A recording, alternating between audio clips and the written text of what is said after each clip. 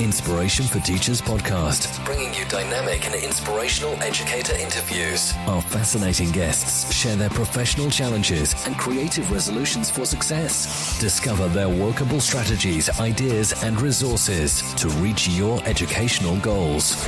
And now your host, Kelly Long. Welcome to another episode of Inspiration for Teachers. I'm your host, Kelly Long, and I'm super thrilled to be joined alongside our inspirational educator on the show today, Steve Beckles-Ebusua. The Times newspaper called Steve the man with the orange tie, bursting with energy and radiating self-belief. Steve is an expert in helping teenagers and young adults to overcome self-defeating beliefs and habits that are holding them back from reaching their full potential. Welcome to the show, Steve. Hello, how are you? Yeah, very good. Thank you for joining me today. It's my pleasure. So just before we dive into your educational challenge of mentoring challenging students, please can you take a moment to say hello to our listeners and fill in the blanks from the intro? Hi all, yes. Well, thanks again very much for having me on your show.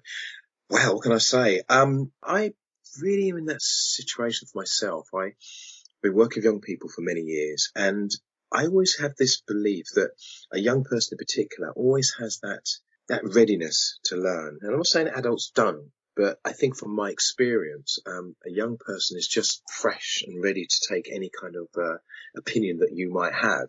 And one of the things I think I've learned working with young people is being able to realize to be yourself. And I really understand that can be challenging. Worked at Kingsmead School as a learning mentor for 8 years. And one of the experiences I got was, I think a saying I heard Stephen Covey once said is, seek first to understand before you can be understood. So for me, Kelly, I think it's, understanding young people is trying to understand them first. And then I'm able to kind of communicate in a way in order then to engage them. So it's a passion of mine. It drives me. And one of the things I think we were saying earlier, Kenny, that I think when you have passion, you're able to believe that anything is possible. And I think one of the things I'd love to be talking about is how to tap into that passion and also how to engage a young person to kind of get the results that you want, but not just you want, but also that are going to gain for that young person as well. So it's a passion of mine. It's driving me and it drives me every day. So it's something I'd love to share, and I'm really looking forward to doing that. That's fantastic, Steve. Thank you. So in our pre-interview chat, which went on for some time because we were just dissecting everything and getting really into the conversation, and we just had to hold ourselves back. What we're going to do is we're going to explore some of those ideas that you've got for your passion for teaching and helping young adults and how we can help others learn from your experience. But before we go there, what our listeners like to get is an immediate knowledge takeaway. So what I've been doing on the show is asking my most recent guests a question that's all to do with teaching and learning. So you've got lots of experience with this and in different situations and sometimes in some quite challenging situations. In your opinion, what do you think the most powerful tool or strategy a teacher or educator has in their toolkit to aid learning? I think personally it's about your story. Now, I know sometimes that might be perceived as quite difficult because you think, well, Steve, I'm here to teach. Yeah, I need to teach these young people and that's where I'm at. But I think, like a lot of things in life, I once read a story where they spoke about the importance of communication. It's not when you're facing someone opposite you, it's when you're next to them.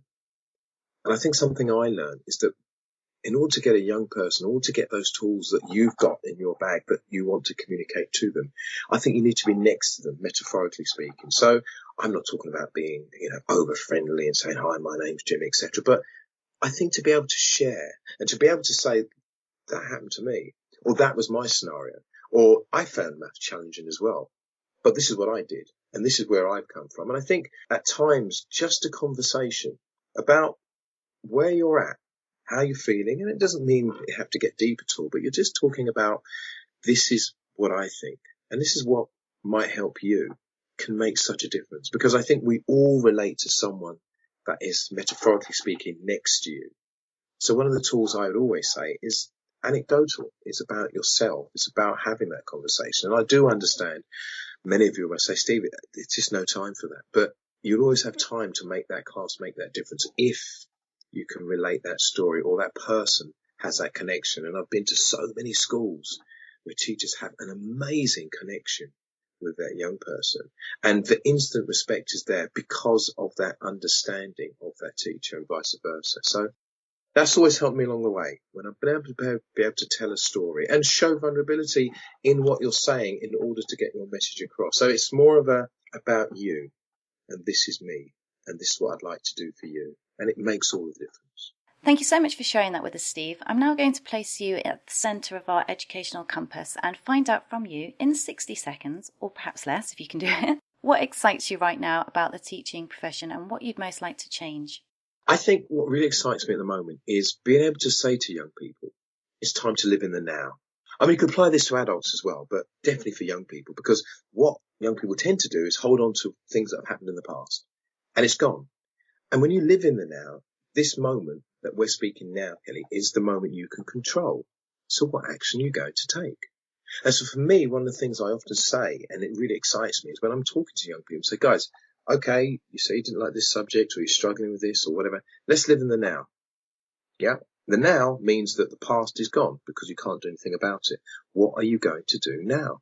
And for me to be able to give that message to a young person and sometimes see their faces and kind of think, you can tell that, oh yeah, okay, well, let's put that behind me. Okay, well, I want to do this now, Steve. So for me, it really excites me to have that opportunity just to pose that question because it's a very simple question. But when you strip it down, you realize that if I lived in the now, this moment, I wouldn't have any problems because it's this moment I can control. And I think once a young person has been able to kind of embrace that, they then think, well, all right, then I'm going to put behind all the things I've moaned about this teacher and this subject, and I'm going to address it at this moment. And because what you're doing, you're leaving the past behind. So posing that question, I posed it today, and I'm going to pose it tomorrow because I'm doing a great an event tomorrow. How are you addressing your now moment? Are you taking your past and plonking it into your now? Because that's what a lot of people do. Or are you saying, this is what I need to change. It's not happening for me at this moment. It will happen at this moment. And it's interesting, as a teacher, I see that all the time when some child comes into my classroom and they are carrying the baggage from the previous lesson or even the lesson before that. Somebody has annoyed them, something has happened, and then they're bringing it into my lesson. And it's crazy that I then have to manage that situation and get that child focused on task and learning in my lesson to do with something that has absolutely nothing to do with me. I had no involvement in it. And that baggage has come forward. So I think that's a really interesting and quite powerful message that you're sharing there. Yeah, and it's really funny because, I was talking about young people. As adults, I think we do the same thing because we're only human. And that scenario, I remember reading a book where a guy was explaining that he had a very close accident because someone cut him up, and he kind of went home and had a go at the wife, kicked the cat, moaned at the children. The wife then started arguing back. She said, right, I'm going to my mum's, and then this was a scenario which had all been created in another now, in another time. And as I said earlier, we are human beings, so it's very difficult, I know, for us to say, well, okay, it's okay for you to say that, Steve. But if you try it, it's like a lot of things in life. Give it one try. All of a sudden, your behavior pattern will begin to change. And it does take a bit of time. It's like a subconscious, conscious thing. So your conscious is not like only 10%, but your subconscious is 90%. So that 90%, for example, your heart beatings now, you might be thinking of something, or you might be moving your hands around. That's all subconscious. But that 10% is that initial, this is what I'm going to do. If you stick with it, it then becomes part of your subconscious. And this is what I was saying to the guys today. I said, guys, I want you for a week to live in the now. All right. So all of the problems, all of the challenges you have behind you, I want you to forget about them and live in a now moment. Also in the future, which is the same thing, I want you to forget about what you think might happen and think about what is happening now. Very powerful. So I'm going to be teaching that group this time next week. So they're making a note for each day of their now moments and what they discovered. And so hopefully by the time I see them next week, they'll have 7 days of their now moments and the changes that hopefully have occurred. I'm sure there will be changes because when you do start to, I think it was Wayne Dyer once said, is when you change the way you look at something, the thing you're then looking at then changes. And I think the way in which you're applying it, getting them to track how they're being, I guess, mindful about what they're controlling, can then show to them well, this is where I was and this is where I've come from, so they can see the progression. So I think that's fabulous. But let's switch it now, because everybody has something that they really like to change, and it probably has a bit of to do with what you're doing right now. But what would you most like to change? What would you like to see happen in our education system? I personally would like to see more approaches of young people being taught about the importance of life skills and the importance of knowing themselves. So, for example, the whole academic thing is very important, and you hear that saying that aptitude is more important than attitude. I disagree with that. I think attitude is far more important than aptitude. So the development of life skills, the understanding, the importance of realizing that we're different types of learners. School system, from what I've seen and what I've perceived, is and can be very rigid in its structure. The reason why, obviously, is because you have to meet the expectations of, what's been laid down for you. But I believe, and I'd really love to see a greater breaking down of how education is learned. And we look at how the government are realizing how like apprenticeships and stuff like that is really important, and how not everyone is going to be going to university, and how we do need the plumbers, we do need the electricians. There is a gradual move, I sense, but I just believe there has to be more of a understanding of life skills, the importance of kind of using and being able to develop your different types of learning styles, because I think a lot of people are being in their minds believing that because they can't kind of adhere to this type of learning, that they're just not good enough. And I just don't believe that's true. A generation of people could potentially be lost just because they can't access the curriculum and the school system in the way in which some places teach it. So, yeah, that's an interesting thought, Steve, and I like the way that you phrased that. So hopefully we will see that shift happening. But we're going to move the focus of our conversation slightly, and we're going to discuss some more of your thought-provoking ideas in regards to the challenge that you're going to share with us today. But just before we do that, you can find Steve's show notes on our podcast page at inspirationforteachers.com. And we'll also be tweeting out key themes from the episode via Inspiration for Teachers and at Inspiration40. We'll also be including Steve on all of our tweets, so follow us there.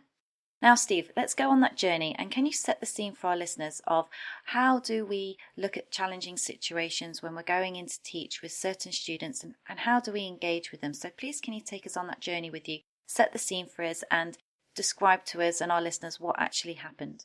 Yeah, it's a very interesting question, isn't it? Because the word challenging is a word through perception, isn't it? So one person can say, oh, the group was so challenging, and another person will say, oh, the group were great, really good. Oh, we had some real live wires. But my perception and how I see challenging was a scenario, for example, where I had a group I was working with in a PRU. PRU's just for those that are not aware of it.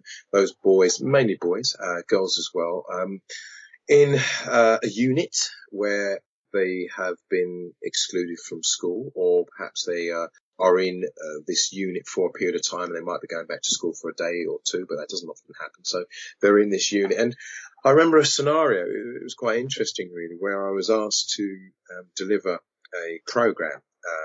My company, Serious Intentions, I deliver life skill programs, and cited at the thought of actually delivering these life skill programs, because I'd done quite a few in mainstream schools and it's just gone so well. So my whole thought was, right, I've got this, I'm going to do this, this is going to be amazing. And as I always do when I start to speak, I say, I guarantee when you leave here, you will learn something you didn't know before you walked in this room. And I could see the eyeballs rolling to the head and the hoods on, the hats down. I thought, okay, Steve, I think you've got to step this up a bit.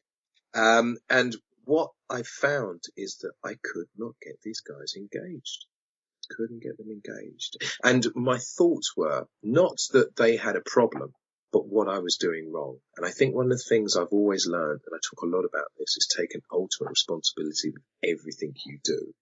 Because then you gain control. The minute you start saying, well, it wasn't really my fault. That student was always been a pain. It's always, and I remember talking to another teacher about it, and I thought to myself, this is not the way it's going to go. And often what happens is a teacher or a youth worker will say, oh, beware of Johnny, beware. And I say to them, I don't want to know about it. Let me experience it myself. So back to this story. I knew it was a problem because there was no engagement at all. One guy in particular just literally got up, walked out, as I was speaking. And I thought, how am I going to recover from this? Wasn't quite sure how and what I was going to do. Now, this was a 12-week program, Kelly, so can you feel my pain? I can feel the fact that you were probably sweating and your heart was racing and your pulse was about to explode. Was a bad time, another 11 sessions to go, and this one was a disaster. I think I just ended up talking to a couple that decided to stay.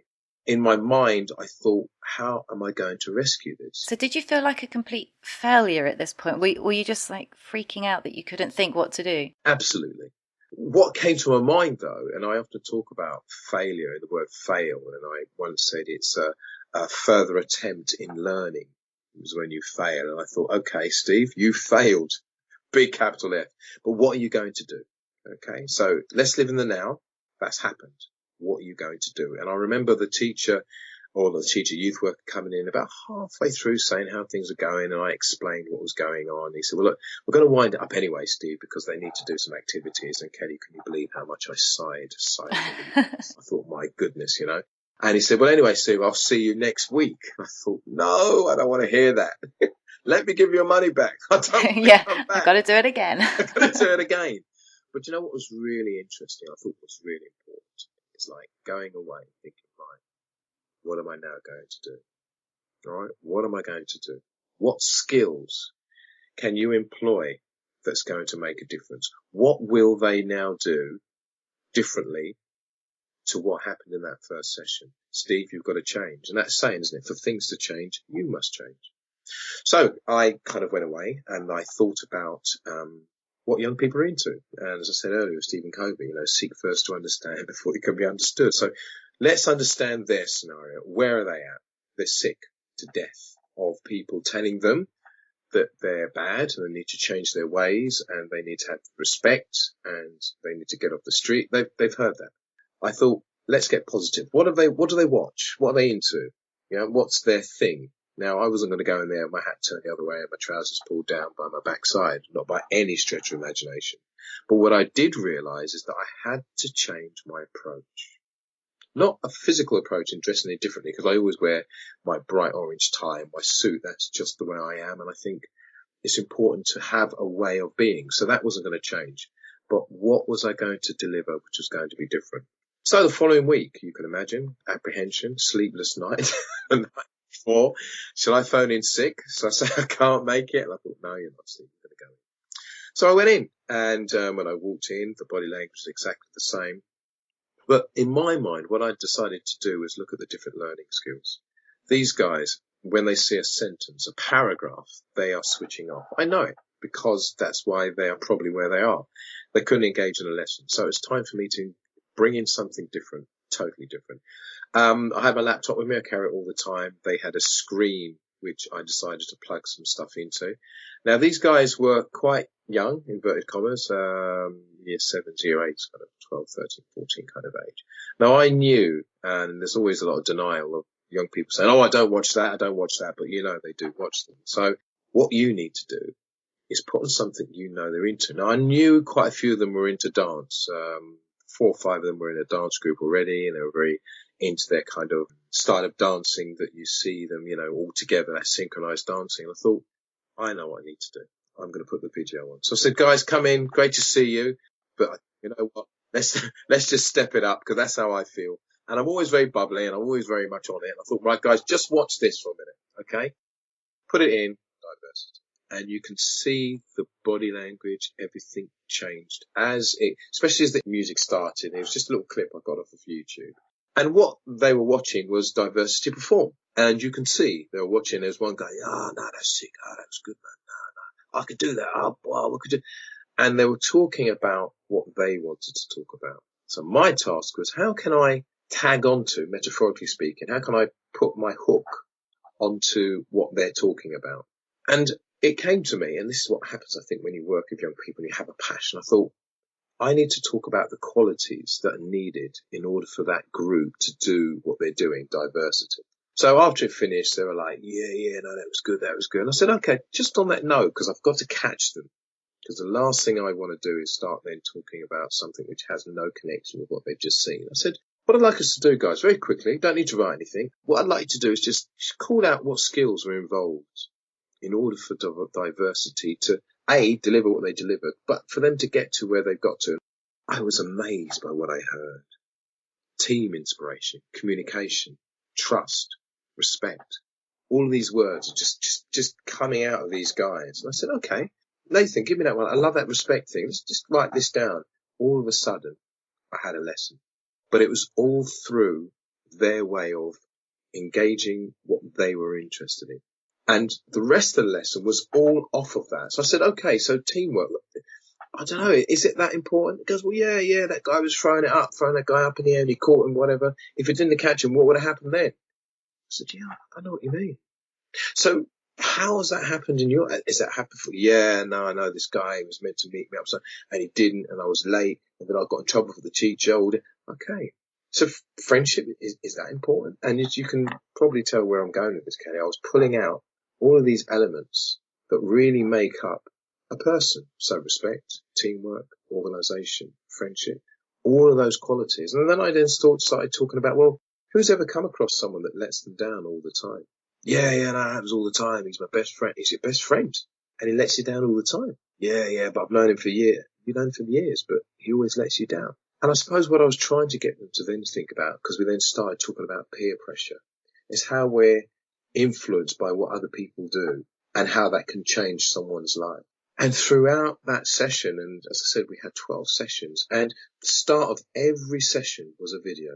So the very next next session, I had a video called Limitless. I don't know if you've ever seen that. Yeah, it's brilliant. Absolutely superb.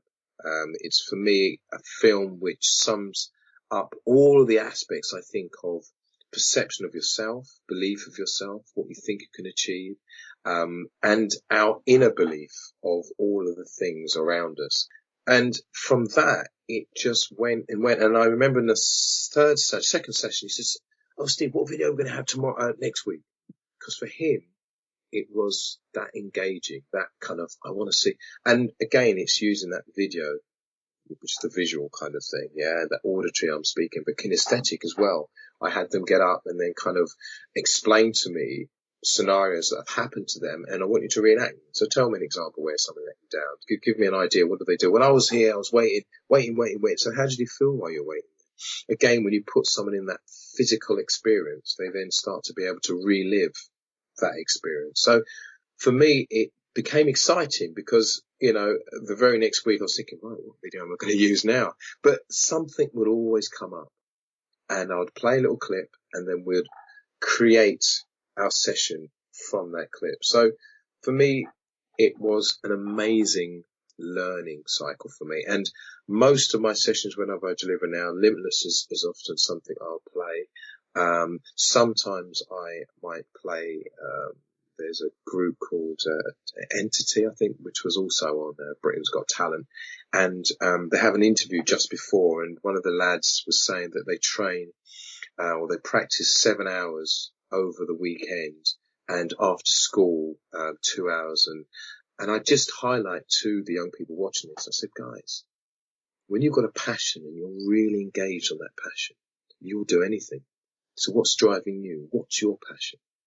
And it's, for me, it adds to my armory of delivering skills because I know how important a video is. I know how important music is as well. So to summarize, I suppose, on that, it's just it got me to realize that I had to change. For things to change, you must change.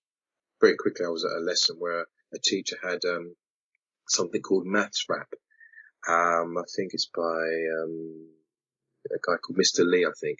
And he raps mathematical formulas, and the words all come up.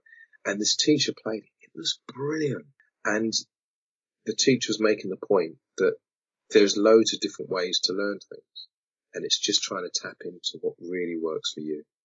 I think it was a teach meet that I was at, and there was a teacher there, and he was talking about how he uses rap to get the kids to work on grammar and punctuation. So they'll take a song that's current and it's, a rap song, and then they'll break it down and they'll get the kids to really get involved in it. And because they're, what you just said, engaged in the I guess the resource that they're sharing with the kids, they're much more interested in that process as opposed to giving them, I don't know, a piece of Shakespeare and say, right, let's punctuate Shakespeare. But what I wanted to come back to you with, Steve, is a lot of what you were saying was all about engagement with challenging students. But what I really would quite like to find out from you is how much autonomy did you give them in the process? Because it sounds that it was kind of quite, this is probably not the right word, but quite loose in how you approached it. But how much autonomy did they have over that process? And did you find it was something that helped with the behaviour and their involvement in the lesson? Yeah, I mean, it's a good question. I think what I've realized is that I had to give a structure, and I'm sure all the teachers listening will understand the importance of a structure. But at the same time, it's always making sure that whatever you give as a structure, they realize that within it, there is flexibility. So for myself, and in this example, I said to them, guys, this is what we've got. Yeah, we've got a 50-minute session, and this is what we're going to be doing. What's really important is what you get from it is this. And so it's still structured out as a lesson, but always making sure that you're able to kind of say to yourself internally, you know what, I need to let this go a little bit because it's working. Because the longevity of it is massive, especially in my case, it was a 12-week session. So I knew that, yes, this structure was very important and making sure that they are kind of ticking the boxes at the points that you would really like them to be at. So halfway through the lesson, you really want them to really understand the principles of what you really wanted to teach. But when you're getting perhaps near the end and you're kind of thinking, well, not quite really what needs to be happening, what I expect to be happening, you need to be able to let that go a little bit because it will come back and help you. But structure and making sure that the young people believe, and sometimes it's not all the case, but believe that they can air their opinions and be able to maybe make decisions. Sometimes that feeling that you can, when in reality you can't always do that because a lesson has to be a lesson, gives that young person that willingness to contribute. And I think you were kind of hinting earlier, when you're able to buy into, there's no ending the quality of your lesson because they're prepared to give that little bit more to what you're saying, to perhaps what you're doing. It just makes all the difference. It's really exciting what you've just shared with us. And I had something similar just today where I'd given some children the flexibility and I guess, well, the key word here is autonomy in choosing their homework project. So it was related to the project that they were working on in class, but it had to reinforce that classroom project within the scope of what we were learning about. So they could just do whatever they wanted. They could produce whatever they wanted, but it had to hit some key core issues that I wanted them to hit as part of their assessment. And I was just absolutely mesmerized when they brought in their homework. I mean, it wasn't even a piece of ICT homework that they had produced. But one girl, her project was on raising awareness for the earthquake in Nepal and getting money and funds to that disaster zone. And she had come into school and she had physically made a mountain with snow all over it and snow all over the floor in this kind of cardboard box that she had made. And within it, she had put Chupa Chups, and the Chupa Chups were the people of Nepal. And she had made little cards that shared the key messages of getting people to donate off the back of what these people were struggling with right now. And she was just handing them out in the lesson. And that was her homework project. And I was just like, wow, that is really amazing. Nothing that I was expecting. Yeah. She had gone to these lengths because I had given her complete autonomy, like you had done with those kids in that lesson, and they rose to that challenge. Absolutely. And think what's important there, Kelly, what you've done there. Maybe you're not aware, maybe you are aware, but what that young student has done potentially could set up a spiral of other things in her mind. So I'd love to maybe sit with that young person and say, well, what else would you like to do? Okay, forget about ICT. What about another subject? What else could you do, that creativity?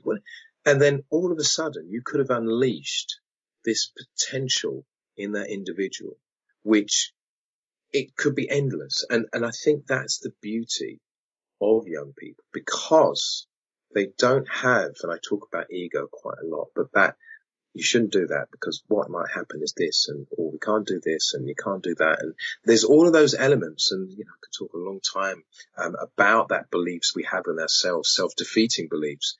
Whereas a young person, what you've done, you've said to them, go off and do it.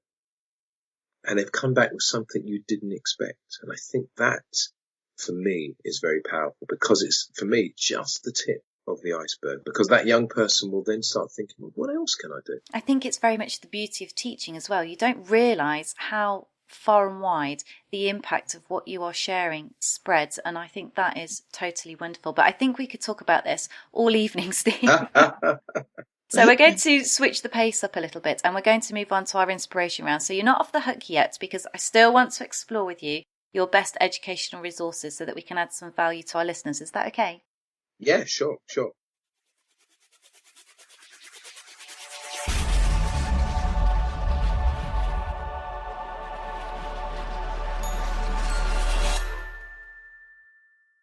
I just want to shine the spotlight back on you for a moment and find out from you, what is your proudest moment?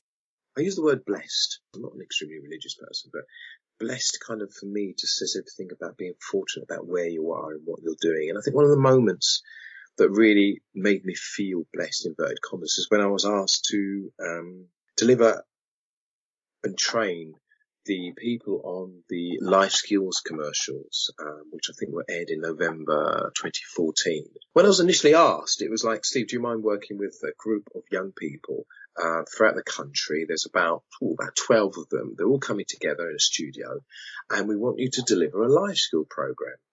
What we'd like to do is the communications program, and maybe do CV writing as well. And I thought, that's fine. Yeah, I've done that before. Oh, by the way, it's going to be televised. It's going to be recorded. It's going to be on national TV. And the commercial is going to be in between X Factor. So after I got myself up off the floor, I said, should be able to do that. And I think, like a lot of things in life, I'm sure you've experienced this, Kel, where you've done something and you've not really thought about the impact of it until later on down the line. And I think it was a little bit like that. So I was on set, working with these young people. Now, the day before, I delivered the life skill program, and it was all about communication and and all that kind of stuff. Also around the importance of understanding other people, CV writing maybe, and communication, etc. So I delivered the life skill program. Then they were going to go onto set, and they were going to deliver the TV commercial, explaining the importance of what I'd just taught them. And I thought, wow, talk about a pressured situation. So I was behind a camera set, and the cameraman was saying, Steve, just explain to them, this is what I want. And I explained it to them, and, recording, and just being in that environment, where there were, at least 8 or 9 cameras. It was so hot. You think hot as today. I tell you, forget that. The lights were tremendous. I felt really kind of, am I part of all this? This is amazing. And it never really, really hit me. And it was such a great couple of days with the young people. We had an amazing time. And I was just told, I think off the cuff, it should be on TV soon, Steve. We'll let you know. And I think I got a phone call, might have been a week or 2 weeks later, to say that the commercial that you had put together, Steve, was now going to be aired. And it was going to be, I think it was a semi-final of X Factor, when they were going to put the commercials on. So I sat there thinking, okay, let's see what happens. And I didn't really think much of it, but the heart started to beat a bit. And then all of a sudden, these commercials kicked in. And it wasn't about me, because I wasn't recorded to be on TV. I was recorded to be on the online version, which I know you were telling me that you played a clip to your students today. So I knew it wasn't me on TV, but my heart was beating. I felt so proud to see these young people. And I think in the end, out of about 13, 14, I think they chose about 5, which I'd work with, that were going to be on TV. And just seeing them deliver what I had explained to them, and what I had kind of said, well, look, this is what you need to do, and the importance of communication. Dare I say, nearly brought a tear to my eye. It was like, my goodness, have I come this far? I don't really know what more I could do. That was a kind of feeling I thought, and I just felt so proud. And I thought, you've come a very long way, Steve, a very long way. And it's just all about your passion, which I think has driven you. And for all of our listeners, Steve and I were having a pre-interview chatter about this before we came on the show, and that advert is to do with Barclays Bank Life Skills. So that's the commercial that we're referring to. And I was saying with Steve just before we came on air that I had been teaching my year 10s how to deliver an elevator pitch. And one of the things that I really wanted them to focus on was how they were speaking as part of this pitch. And I showed that clip of Steve working with these young people, and also the final product that Steve just shared with us about how these young people could then stand up and clearly communicate. And the difference from the start to the end is just fabulous. So anybody out there that's working with young people that needs to get them to speak clearly about a subject or present something, then show them that clip. It's absolutely fabulous, and it worked a treat with my group. But let's move forward now, Steve, because you've shared so much with us so far, but I'd like to get from you the best advice you've ever received. Always exceed expectations. It just changes things. And for me, as I think I was putting on LinkedIn when we were talking about this particular interview, etc., I said that I would aim to exceed the expectations Kelly has of me. Because then you're always aiming to do more. I often say, if you're being paid to do what you do, why would you expect more? But if you exceed what you're expected to do, it doesn't necessarily you're going to get more, but your attitude, which I talk a lot about, means that you're always prepared to do that little bit more. And it's those individuals that want to do more that make the difference. It sounds very much like a term that's used in the business world of late, and it's a movement that is definitely, I think it's taking momentum, but it's serve first, earn second. So give your generosity of time, help people solve their problems, and then by doing that, you will earn respect and people will come back to you again and again, and you've got that relationship. Let's move on to your sources of inspiration, because I'm sure you've got lots, because you sound like a very passionate person. Love reading. One of my sayings when I'm speaking is that readers are leaders and leaders are readers, because it's true. And often when I say this to young people, I can see, and I love reading body language. It's like, oh, it's going to talk about books. But the reality is you can buy audiobooks. You can go on YouTube and you can record stuff and play it on your phone and listen to it, because learning is just through repetition. And when you listen and read books, etc., you're learning from somebody else's perception, somebody else's knowledge, somebody else's experience. And for me, reading books is very powerful. So, yeah, where do I start? Dr. Wayne Dyer is a guy. I read many of his books, audiobooks mainly. Yeah, so I don't ever claim to be a big kind of book reader, but audiobooks, I love them. I have them all the time. And like I said, you can go on YouTube, record them on your phone. But Dr. Wayne Dyer talks about excuses. And his book's called Excuses Be Gone. And he really just breaks down why we create excuses and what is it behind an excuse that makes us kind of decide that we're not going to do something. What are the important factors and the elements? And he says it based on our beliefs. And I often say this, that our beliefs determine our attitude. Our attitude determines the way we feel. The way we feel determines the way we act. Then ultimately, the way we act is what we gain in life. So often I would have a volunteer up the front. I said, right, David, you've told me you don't like school. That's your belief. It then becomes an attitude. All right. So anyone talking about school? Oh, I don't want to talk about school. Or I don't want to talk about a particular subject. The attitude then determines the way you feel. So a strong possibility, Sunday nights. Yeah, you're feeling, oh, I've got to go to school. I can't be bothered. Oh, well, I'm going to leave this for now. I can't be bothered. Yeah. It then turns into something you just don't want to do. The way you feel then determines where you act. You're probably late to school. You're probably late for a particular lesson. And then ultimately, the results are obviously you maybe get kicked out of school, you'll fail that particular subject, and it's all started with a belief. And, you know, when I do run through that little kind of story that I've just told there, you can just see on their faces, it's like, yeah, that's exactly how it is, Steve. And I said, it's about your belief. What do you believe? So this is something that Dr. Wayne Dyer talks a lot about. And look at the beliefs you've got, because it holds you back in all aspects. So that's one book I love reading, and it really means a lot to me. Well, I love that, Steve. And what I really love is Jim Rohn. And I don't know whether you've heard this quote, but I love this one. And it is, you are the average of the 5 people that you spend the most amount of time with. But let's now move on to a habit that has worked for you time and again that you think would add value to others in our field. What I've decided to do is whenever, and I'm self-employed, so I'm a self-employed deliverer of life skills programs as well as speaker. And often I have news and emails I've got to address, etc. And I've got this policy now, and I know it can be quite difficult maybe as a teacher, but I don't open any of my emails until after 1 o'clock. And the reason I say that is because how many times have you opened an email, let's say 9 o'clock, and then all of a sudden you open the email and it guides you down this path that you had no intention of going down.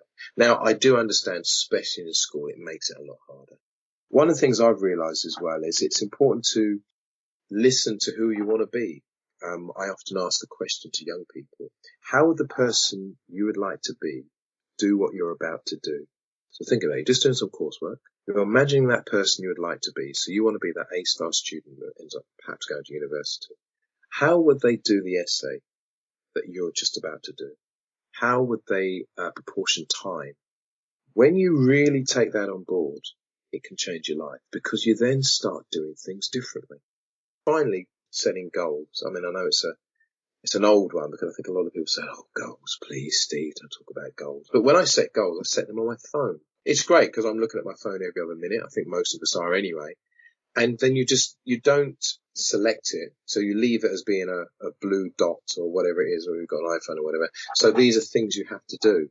And it makes a difference because it's about you doing something different. And it kind of harps back to what I said before. That's subconscious, which is that 90%, and 10% is your conscious. If you can flip that round and start doing things in a habitual way, which is helping you, it will become your subconscious, and you'll just do it automatically. That's fantastic, Steve. Thank you so much for sharing that with us. And just for everybody out there, if you've ever used Evernote, that is really good at doing what Steve has just shared with you in terms of goal setting. It's a fabulous resource to use. So try it out, give it a go. Try it for a week, like Steve said, make it an embedded routine, and you'll find that it will really change how you go about planning your day. But let's move on to a resource that you can now share with our listeners, Steve. I have always believed it's all about helping others. And I think something I've realized is that you've got to be able to share something, not only you've got a passion for, but can actually make a difference. And I think my years working in school, youth clubs, PRUs, and all of that, I've been able to collate, for me, ideas and tips and techniques about making a difference. And I put together a book called Because I Said So. And that title kind of just says everything, because I remember being in school and it was a parents' evening and I heard a parent just shout out, because I said so. And that was it. You know, it kind of just sums up. And I've got 2 teenage sons and a little baby girl, 2.5-year-old girl. And I haven't actually said because I said so to my daughters yet, but definitely to my 2 sons, I have uttered those words. And I kind of created a book, but basically with effective tips, techniques, anecdotes, ideas in parenting teenagers. And for me, it was just what works and what worked for you, Steve. And so 10 years, 12 years of experience, put this book together with all the tips and techniques that just, for me, worked. And it covers different aspects. So it's looking at respect, communication, how can you engage a young person? How can you motivate a young person? All these things that had to happen for me whenever I was in the school. It's on the website www.understandingyourteenager.co.uk, as you can appreciate. Understanding his teenager is what we really need to do. Well, Steve, I've really loved your positivity, your passion. So a huge thank you from me for joining us on the show today. Just before we say goodbye, how can our listeners connect with you? As I said, my website is thechangemaker.co.uk. Also, you can catch me on steve@thechangemaker.co.uk. Ping over an email. Would love to connect with you. I think this and what you're doing, Kelly, and I don't want to make you blush, but what you're doing is amazing. Oh, thank you so much. We need to be doing this. We need to be talking. We need to be talking to educators and other teachers, because if we don't, and I know many of the teachers are listening to this, and educators as well, feel very, very lonely. They're going in, doing what they do. They're coming away and they're thinking there must be more to this. There is. Thank you so much, Steve. And I know that my listeners will definitely resonate with that. So thank you for all of your advice. It has been wonderful. Thanks very much indeed. It's been a pleasure. Thanks very much. Thank you for joining us today on Inspiration for Teachers. For more resources, tips and advice, visit our website, inspirationforteachers.com. If you enjoyed today's episode, we would love to connect with you. Just click like on our Facebook page at facebook.com/inspirationforteachers. If you enjoyed this episode, please don't forget to sign up to our educational digest. You can do that via our website at inspirationforteachers.com.